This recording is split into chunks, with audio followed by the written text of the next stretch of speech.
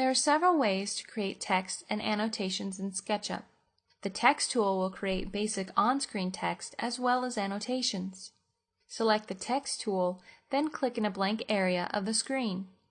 This opens a text dialog where you can type the notes you want to see. Then click away from the notes when you're done to finish. This on-screen text has no relation to the model, so it remains the same regardless of how you orbit or zoom around your model. You can, however, move this text around the screen.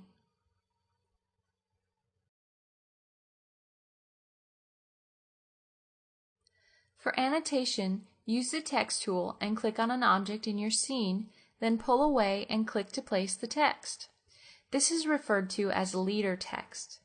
By default, the text will give you information on the object you're pointing towards, such as the length of an edge, the area of a surface, or the name of a component.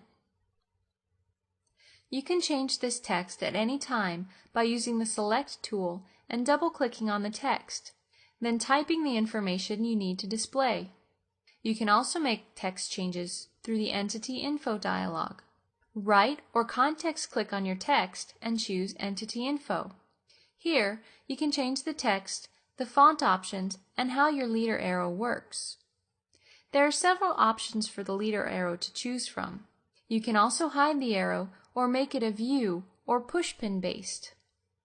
View-based text tries to stay oriented to your view relative to how it was placed. This method is best if you're going to export still images, as the text can become obscured when orbiting as other objects get in the way. Pushpin text actually acts as part of the model geometry and continually reorients relative to the model. This method is preferred for flybys or scenarios where you're doing a lot of moving around the model. All annotations are tied back to the model, so if you move surfaces around, the annotations will follow.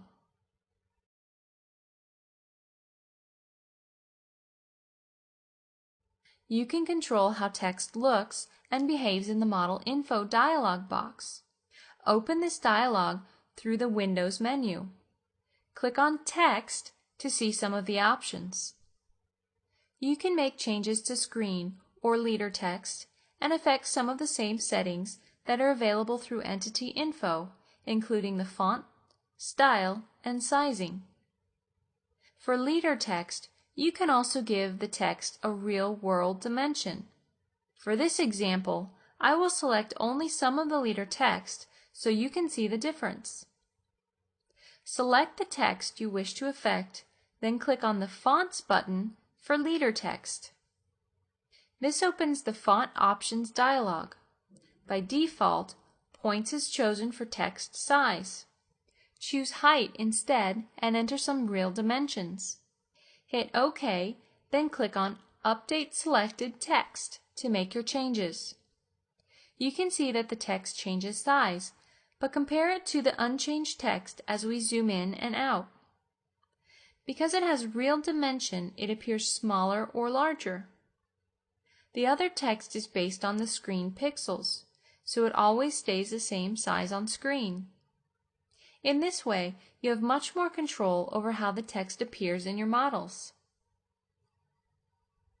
The final way to create text actually creates model geometry. Choose the 3D Text tool and a dialog box appears.